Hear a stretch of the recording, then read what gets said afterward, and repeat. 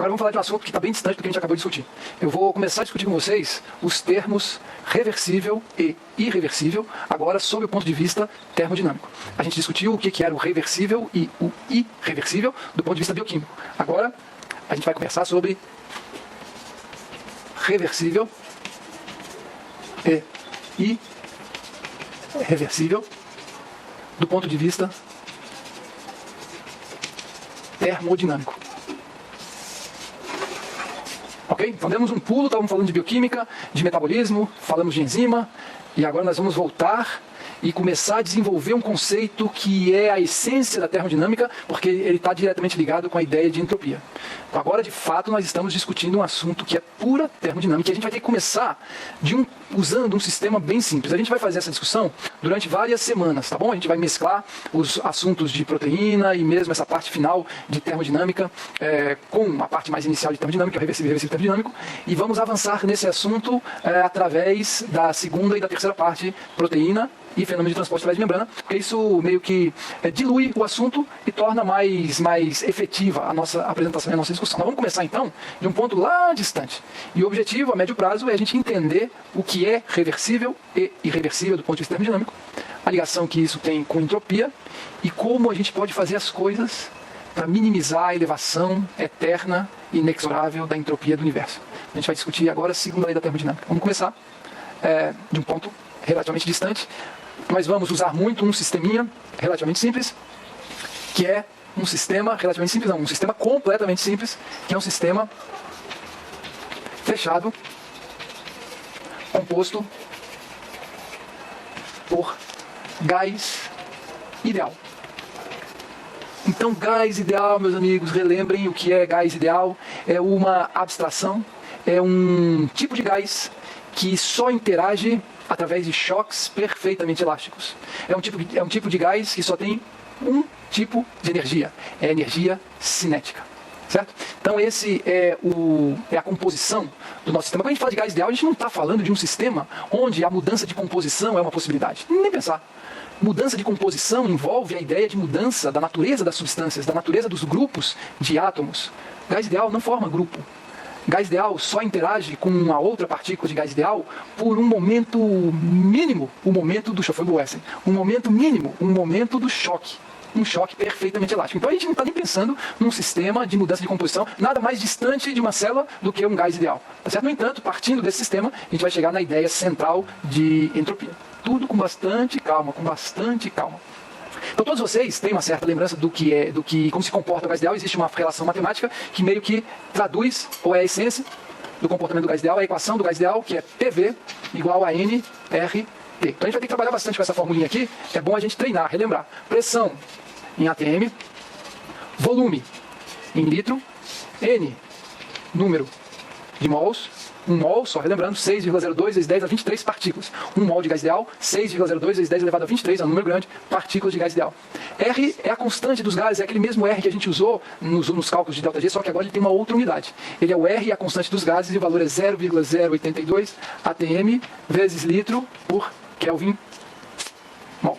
Essa é a unidade da nossa constante dos gases que a gente usa quando está trabalhando com a equação do gás ideal. E aqui, a temperatura em Kelvin, do mesmo jeito que a gente usava da outra vez. Tá bom? Então a gente vai trabalhar bastante com essa equação do gás ideal. PV igual a NRT. Eu dou a pressão, dou o volume, número de mols, a constante dos gases, tem uma relação com a temperatura, você consegue descobrir qual é a temperatura. Se você define a temperatura, o número de mols e o volume de um gás, a pressão já está definida. Se você define a temperatura, o número de mols e a pressão, o volume já está completamente definido. Então, essa relação matemática restringe os valores que essas propriedades de um sistema composto por gás ideal pode assumir. Vamos trabalhar bastante com essa formulinha. Então já separem aí a calculadora de vocês, aqueçam a calculadora, porque a gente vai usar bastante. E é relativamente simples para quem já trabalhou com as equações de ΔG, essa equação aqui vai ser bem tranquila. Tá bom? Agora presta atenção, eu vou tentar esquematizar aqui uma situação experimental, um misto de experimental teórico, para localizar a gente no tipo de especulação que a gente vai fazer. Então vamos imaginar um sistema fechado, composto por gás ideal, mas uma das fronteiras do sistema é móvel. Eu vou representar essa fronteira móvel desse jeito aqui. Tá bom? Então é um sistema fechado, ou seja, não há troca de matéria com o ambiente. Mas uma das fronteiras do sistema é móvel. E é um sistema em contato térmico com o ambiente. Então, um sistema fechado não troca matéria, mas pode trocar energia. E esse sistema composto por 1 mol. 1 mol de gás ideal. Ok? Então, esse sistema fechado, não isolado, pode trocar energia com o ambiente. Ele é composto por 1 mol de gás ideal. Esse êmbolo é móvel. A pressão a qual esse 1 mol de gás ideal está submetido é definido pela pressão que está sobre o êmbolo. Isso é como se fosse uma seringa. Se você coloca, aperta o êmbolo e tampa a saída da seringa, você faz com que o volume diminua e a pressão lá dentro do sistema aumente. Então a pressão a qual o gás ideal está submetido é a pressão a qual o próprio êmbolo está submetido. Então muitas vezes, se eu quiser definir nas nossas especulações que esse sistema composto por 1 mol de gás ideal está sob uma pressão, digamos, de 1 atm, eu vou representar assim, ó.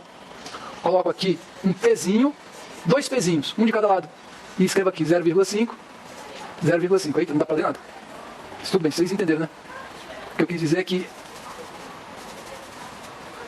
eu posso representar a pressão desse jeito. Um pezinho, um pezinho. Se eu quiser, por exemplo, dizer que esse 1 mol de gás ideal está submetido a uma pressão de 2 atm, coloco um aqui, um aqui. 2, esse é um jeito de dizer que a pressão é igual a 2 atm. N é igual a 1 mol de gás ideal. A gente vai sempre trabalhar com uma temperatura de 298 Kelvin. Vocês conseguem calcular qual é o volume desse sistema? Sim. É só usar a equação do gás ideal, porque isso aqui é um sistema composto por gás ideal. Então a gente vai colocar pressão igual a 2 atm, vezes volume em litros, que eu quero descobrir, igual a N, que é 1 mol, vezes R, que é 0,082, Kelvin, atm vezes litro por Kelvin mol, vezes 298 Kelvin. A gente tem que o volume desse sistema, composto por 1 mol de gás ideal, submetido a uma pressão de 2 atm, o volume é 0,082 vezes 298, eita ferro, botar escrever aqui é tosco, né? Porque aqui parece que está dividindo, não é? É porque não cabe aqui, não vai sair na tela. Vezes 298, essa temperatura aqui, está multiplicando.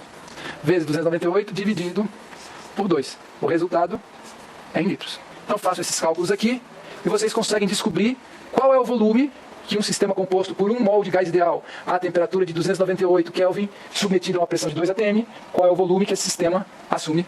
É uma equaçãozinha bem simples, a gente vai ter que fazer isso várias vezes. Certo? Agora presta atenção, que é o ponto que eu queria passar para vocês aqui. Presta atenção. A gente pode elevar a energia de um sistema composto por gás ideal, um sistema desse, de 2 maneiras. A energia de um sistema composto por gás ideal se resume à energia cinética. Você pode elevar esse nível de energia cinética de 2 maneiras. Primeira maneira, a mais simples. Você encosta nesse sistema um corpo com uma temperatura mais elevada.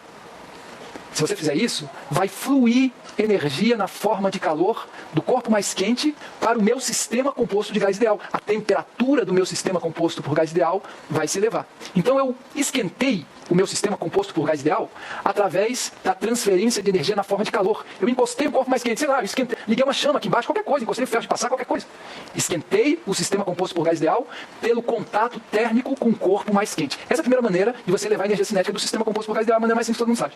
Agora, meus amigos, existe uma outra maneira da gente elevar o nível de energia cinética desse sistema composto por gás ideal. Sabe qual é?